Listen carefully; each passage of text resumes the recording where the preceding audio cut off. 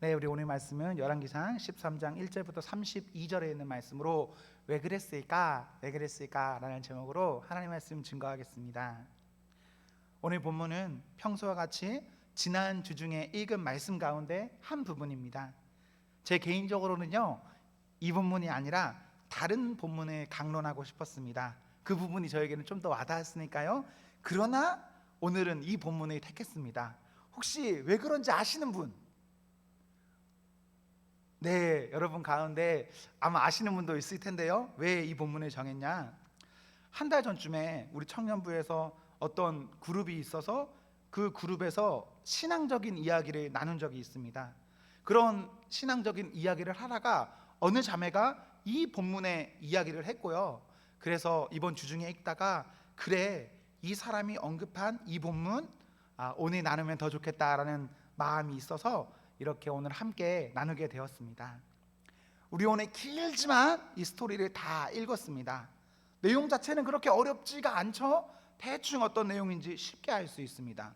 내용은 쉬운데 읽다 보면 뭔가 마음이 불편하거나 의아하거나 억울하죠. 왜 이렇지? 뭐가 문제지? 라는 생각이 들기도 합니다. 왜 그렇습니까? 본문 1절에 보시면 하나님의 사람이 있는데 그 사람이 하나님께 받은 미션을 잘 수행합니다. 그러다가요 11절 이하를 보시면 베델의 한 늙은 선지자를 만나요. 18절에 그 늙은 선지자가 하나님의 말씀이라고 하면서 그 하나님의 사람을 속여버립니다. 그리고 그 젊은 사람은 그 속임에 빠져서 죽어요. 이런 생각 들 겁니다. 왜 이 사람 죽어야 할까? 여기서 나쁜 놈은 누구죠? 속인 사람, 거짓말한 사람, 베델의 한 늙은 선지자가 문제인 것 같은데 왜 거짓말을 한 사람이 죽어야지? 어쩔 수 없이 모르고 당한 사람, 아니 하나님 말씀이라고 해서 들었는데 들은 그 사람이 죽었을까라는 의문이 들 수 있어요. 그때 그 모임에서 그런 이야기를 했었거든요. 저도 이 본문을 보면서 그런 생각 늘 해요. 좀 억울하다 싶어요. 그냥 이거는 그렇게까지 해야 되나 싶은 마음이 저 역시도 듭니다. 만약 여러분이 오늘 이 본문을 가지고 앞에 서서 누군가에게 이렇게 강론하거나 설명하는 그런 사람이라면 이 말씀을 어떻게 정리하시겠습니까? 뭐 여러분에게 막 하라고 하면 어떻게든 막 정리해서 여러분도 아마 분명 하실 수 있을 거예요. 여러분의 그 좋은 생각들을 잘 일단은 간직하시고요. 지금 이 시간은 제 이야기도 좀 들어보시고 제 이야기를 여러분의 생각과 한번 잘 접목해 보시고 또 여러분이 이 예배가 끝나면 여러분 목장에서 혹은 여러분 개인의 어떠한 시간을 통해서 이런 본문을 다시 한번 잘 정리하고 나눌 수 있는 그런 시간이 되면 참 좋을 것 같습니다. 우리 목장 모임은요 그러면 좋을 것 같아요. 그냥 오랜만에 만났으니까 이야기하고 이렇게 친하게 잘 지내는 그런 모습도 분명히 하시고요. 또 우리 말씀에 대해서도 또 신앙적인 삶의 부분에 있어서도 함께 나누는 그런 목장이 되면 우리 교회, 우리 청년부 정말 좋은 그런 공동체가 될 것입니다. 저는 오늘 본문을 보면서 크게 두 가지를 생각합니다. 첫째는 잘 분별해야겠다라는 생각. 둘째는 불변. 내 마음이, 내 몸이 변치 않아야겠구나. 우리요 어떤 일을 볼 때 잘 볼 수 있어야 합니다. 그리고 잘 보고 가려낼 수도 있어야 합니다. 우연이든 고의든 여러 가지 것들은요 나를 향할 수 있습니다. 그때 무조건적으로 수용하면 되냐? 안 됩니다, 여러분. 우리에게 다가오는 것 그것이 무엇이라 해도 여러분은 무조건 그것을 분별하셔야 합니다. 심지어 저 같은 사람이 혹은 누군가가 여러분에게 와서 이것은 하나님 말씀입니다 하더라도 여러분 그것 어떻게 하셔야죠? 분별하셔야 합니다. 분별하셔야 돼요. 우리가 어떤 것이든 그것을 분별하지 않고 그대로 수용해버리는 그런 사람이라면 우리는 결국 변질되어 버립니다. 우리는 결국 불변해야 될 것을 놓쳐버리고 자꾸 다른 길로 가는 그런 사람이 되어버릴 수밖에 없습니다. 많은 사람들은 하나님 말씀 자체를 의심하기도 하고, 또한 많은 사람들은 아무 생각 없이 사람의 말을 하나님의 말씀이다 라고 하면서 듣기도 합니다. 믿기도 해요. 그런데요, 그런 모든 것들 가운데서 여러분, 무조건적인 비판도 나쁜 것이고 무조건적인 수용도 나쁜 것인데, 어떻게 하면 우리가 올바로 분별하며 잘 나아갈 수 있을까? 자주 하는 말입니다. 분별을 위해서, 그리고 불변하기 위해서 성경 보십시오. 성경이 기준되어서 우리가 함께해야 우리가 우리의 마음을 잘 지키면서 끝까지 하나님 앞에서 잘 살아갈 수 있습니다. 우리에게 어떤 기준이 없다면 기준이 없는 그 사람은 자연히 변질이 될 수밖에 없습니다. 우리의 기준을 말씀으로 두고 그 말씀으로 분별하고 불변하는 사람이 여러분이 되시기를 소망합니다. 여러분이 이미 혹시 겪었을 수도 있고요, 앞으로 겪을 수도 있는 어떤 실제적인 예를 하나 들어드리겠습니다.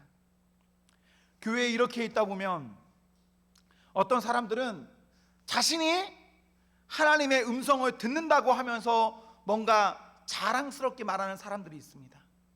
교회 밖에도 그런 사람이 있습니다. 내가 어떤 특별한 은혜를 갖고 있다라고 하는 그런 사람들이 있어요. 그리고 그 사람들이요, 진짜 이상하게도 뭔가 신비한 것들이 막 보여지는 거예요. 그러면 우리 어떻게 될까요? 그 주변에 있는 사람요, 흔들려요. 그 주변에 있는 사람요, 그 사람을 진짜 하나님처럼 믿어버리기도 합니다. 마치 무당에게 찾아가서 전보고 굿하듯이 기독교 내에서도 혹은 어떤 곳에 가면 우리가 사람의 말을 하나님의 말처럼 다 그렇게 믿어버리는 경우가 있습니다. 뭐 그럴 수밖에 없겠죠. 나만 아는 비밀, 그리고 내가 오늘 경험해야 될 것, 지금 해야 될 어떠한 일이 있는데 그것을 어떤 사람이 척척척 맞춰주면서 기도하니까 무엇인가 해결되고 막 그런 것들이 있으면 우리가 충분히 흔들릴 겁니다.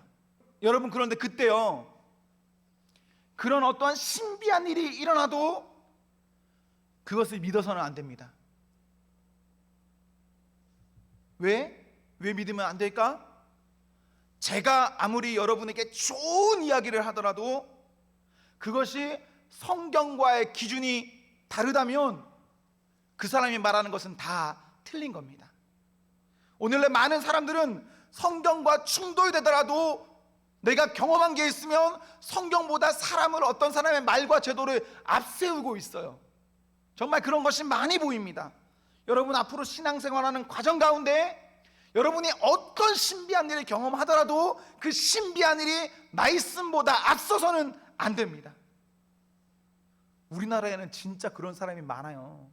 자칭 그리스도, 자칭 하나님이란 사람이 수천 명 있습니다. 그리고 그 수천 명의 그리스도를 따르는 또 수백만의 사람들이 우리나라에 존재합니다. 여러분 혹은 우리가 잘못된 길로 빠지지 않는다, 어떻게 우리가 자신할 수 있겠어요? 처음부터 그 사람들이 그렇게 살았을까요? 아니요. 말씀이라는 기준을 우리가 잘 갖고 여러분 나아가셔야 됩니다. 그래야 우리가 사람의 말에 하나님의 말이라고 착각하지 않으면서 신앙생활 잘 할 수 있습니다. 사랑하는 성도 여러분, 우리가 신앙생활하는 과정 가운데 뭐가 진짜인지 아십니까? 어떤 사람이 말을 어눌하게 하고, 어떤 사람이 말하는 게 잘 이해가 되지 않고, 혹은 어떤 사람이 말하는 게 내 마음에 들지 않아도 그것이 성경과 일치한다면 그것은 진짜입니다. 여러분, 쉽지 않은 일이지만요, 진짜 마음에 안 들어도 그 사람이 주장하는 것이 말씀과 같다, 여러분 믿어주셔야 돼요. 여러분 그것을 지지하셔야 됩니다. 여러분 그 말씀 가운데 내가 잘 몰라도 하나님 앞에 기도하셔야 합니다. 여러분 말씀 가운데 분별하십시오. 그리고 그 말씀 때문에 불변하는 성도가 여러분이 되셔야 합니다. 교회 내에서 하나님 말씀과 다른 말씀 주장하지 마십시오. 또 우리 교회 밖에서도 하나님 말씀과 다른 것 주장하지 마시고 그것에 귀를 기울이지 마시고 나를 즐겁게 시원하게 해준 어떠한 것들 따라가지 마십시오. 그거 별로 좋지 않습니다. 정말 저 좀 마음이 아파요. 우리나라의 유명 대학 앞에, 정말 내노라하는 대학 앞에 가면 어떤 곳들이 있죠? 전 보는 집이 쫙 있어. 너무 신기하지 않아요? 근데 우리도 그런 문화에 휩쓸려 가서는 안 됩니다. 교회 안과 밖에 있으면서 하나님 말씀 이외에 어떤 것들이 우리에게 그럴듯하게 들려도 그 그럴듯한 말들 다 거부하셔야 됩니다. 1절에 하나님의 사람이 있습니다. 이 사람 자기가 할 일이 무엇인지 알았습니까? 몰랐습니까? 알았습니다.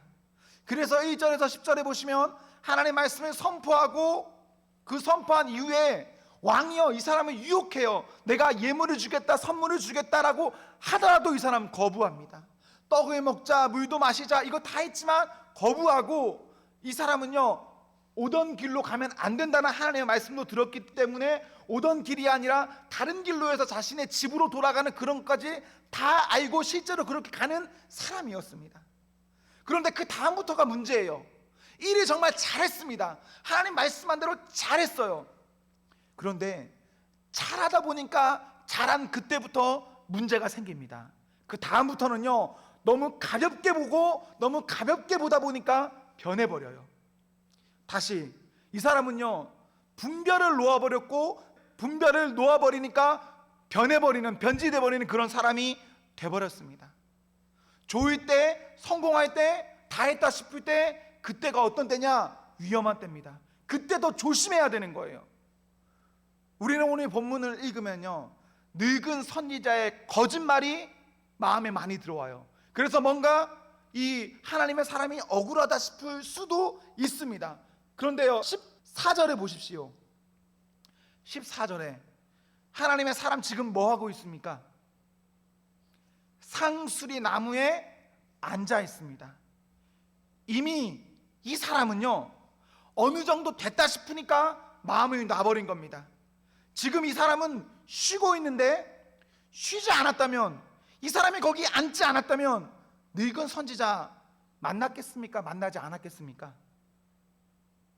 7절에 보시면요 왕이 선물 줄게, 먹을 거 줄게, 물 줄게, 쉬자고 할 때 이 사람 안 쉬어요.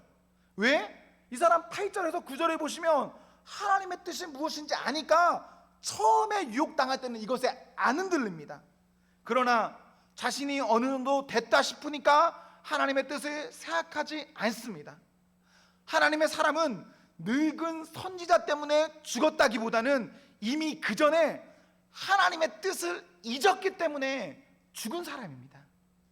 어떻게 그것을 할 수 있냐?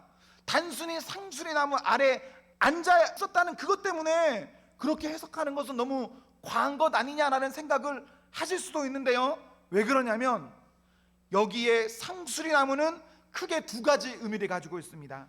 첫 번째는 그 도시의 랜드마크, 어떤 유명한 곳이다. 그리고 두 번째는 우상을 숭배하는 산당. 둘 다 기능을 할 수도 있고 둘 중에 어느 한 기능만 할 수도 있는데, 먼저는 우상을 숭배하는 산당이라면 이 하나님의 사람이 그곳에 가서 쉬면 될까요? 안 될까요? 안 되는 거예요. 하나님의 전도 아니고 우상, 귀신 이런 것들을 섬기는 곳 아래서 쉬는 것, 그거 안 되는 일이에요. 두 번째로 랜드마크라면 많은 사람들 앞에 자신을 이제 노출시키는 그런 행위가 되거든요. 이것은 크게 위험한 행동입니다.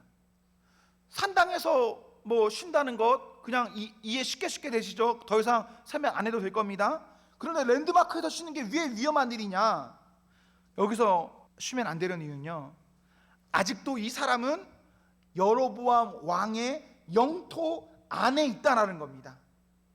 10절까지 보시면 이 하나님의 사람이요 단순히 왕의 얼굴을 보고 이제 왕과 안녕했다고 해서 끝난 게 아니에요. 왜? 아직도 이 사람은 어디에 있냐? 이스라엘 안에 있어요. 여로보암 영토 안에 있다라는 말입니다. 그래서 왕의 영토 안에 있기 때문에, 그리고 아주 유명한 어떤 장소 안에 있다면 왕이 마음 먹으면 혹은 그 주변, 왕 주변의 어떤 측근들이 마음 먹으면 이 사람에게 어떤 일을 할 수 있을까요? 없을까요? 충분히 할 수가 있습니다. 젊은 이 하나님의 선지자는요, 하나님의 사명을 끌려면 재빨리 그곳에 벗어나야 돼요. 혹은 그게 몸이 좀 받쳐주지 않는다면 조용히 사람들이 모를 만한 곳, 그래도 노력해서 그곳을 선점해서 앉아야 되는데 그렇게 하지 않은 겁니다. 왜 노출되면 안 되느냐? 007 같은 첩보 영화를 보시면요, 요원이 노출되면 어떻게 됩니까? 두 개 중에 하나예요. 유혹당하거나 암살당하거나. 7절은 왕이 이 선지자, 이 하나님의 사람에게 로비하는 모습입니다. 선물을 주고 밥을 같이 먹자는 것, 이거는요, 우리 친하게 지내, 화친하자, 이런 내용이에요. 8절에서 9절에 보시면 하나님께서는 그런 상황을 미리 하시고 그렇게 유혹당하지 않게 하기 위해서 이 사람에게 그렇게 말씀하셨습니다. 지금 이 왕이 어떤 상황이냐? 2절과 3절에 보십시오. 훗날 자신의 나라, 자신이 세운 그 재단, 자신의 후손에 대해서 저주를 받은 겁니다. 그래서 왕은 1차적으로 10절까지는 1차 로비를 한 거예요. 그런데 2차 로비에서 실패했습니다. 여러분이 왕이라고 생각해 보세요. 그냥 포기하시겠습니까? 내가 능력이 없으면 어쩔 수 없지. 그럼 내가 능력이 돼. 그리고 다행히 이 사람이 나의 능력 범위 안에 있어요. 그러면 이 사람이 진짜 하나님이란 신의 이름으로 와서 그 능력을 보여주면서 나한테 저주하고 갔는데 내가 한 번 실패했다고 그걸 그만두겠어요? 안 두죠. 계속적인 시도를 할 수밖에 없는 겁니다.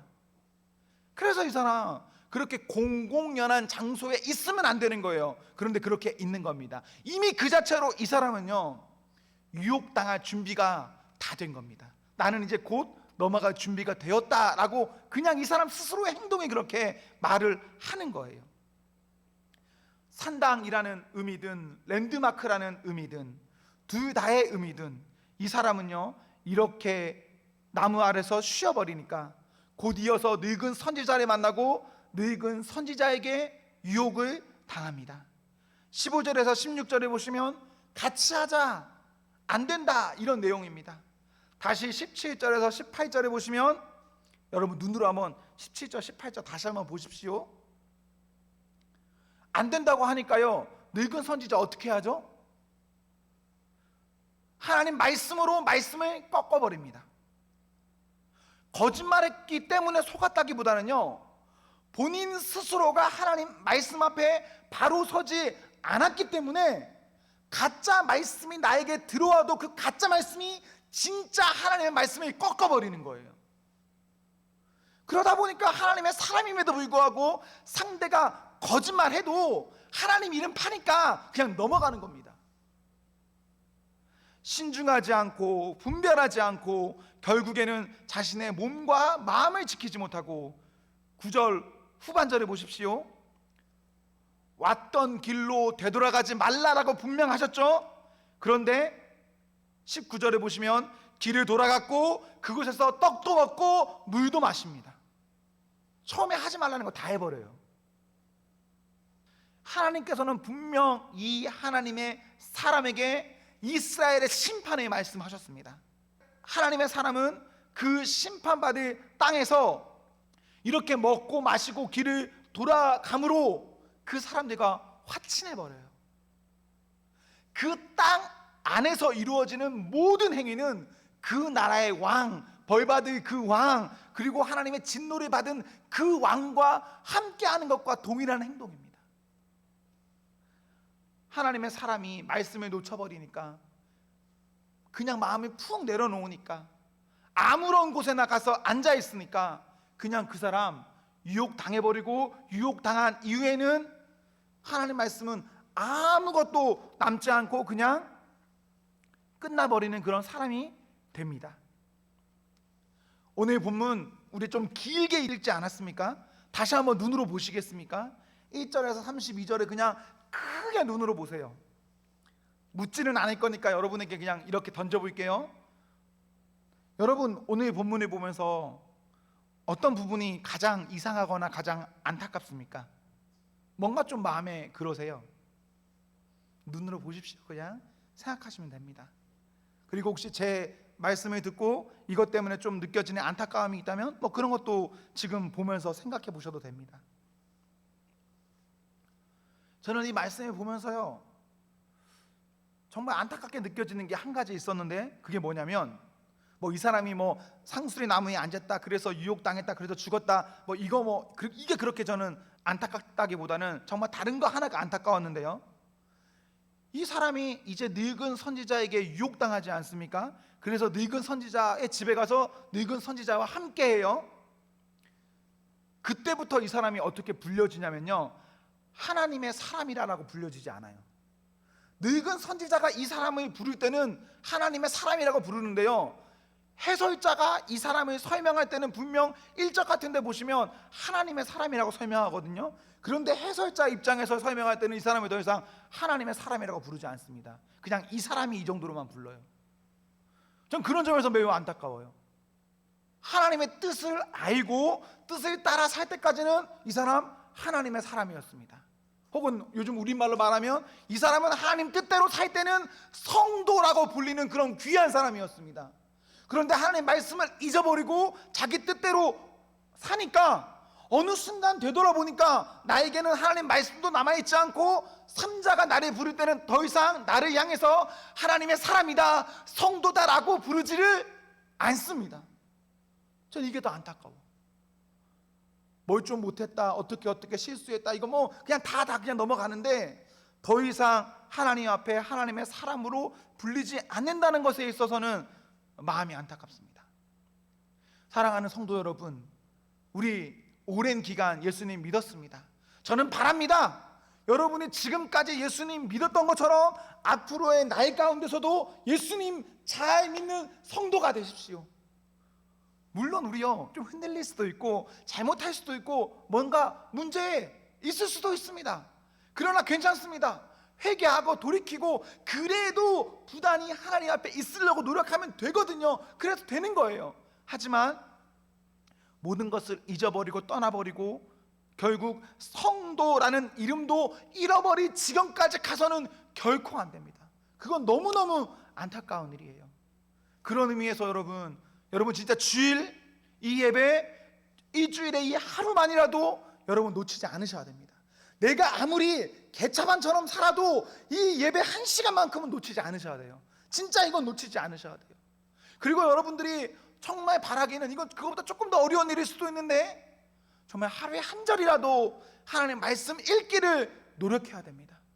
그래야 우리가 그 말씀 때문에 세상을 분별할 수 있어요. 그래야 우리가 그 말씀 때문에 어떤 사람이 나에게 그럴듯하게 찾아와서 말이 걸어도 이것이 하나님의 뜻인지 아닌지를 분별할 수 있습니다. 그런 의미에서 우리 일주일에 한 번 이 예배 그리고 하루에 한 절이라도 말씀 앞에 있는 것 여러분 하는 그런 성도가 되셔야 합니다. 사랑하는 성도 여러분, 우리 하나님 앞에서 잘 분별하는 성도로 살아가십시오. 그리고 그 말씀 때문에 우리의 마음이 흔들리지 않고 불변하는 성도가 되기를 기원합니다. 아멘.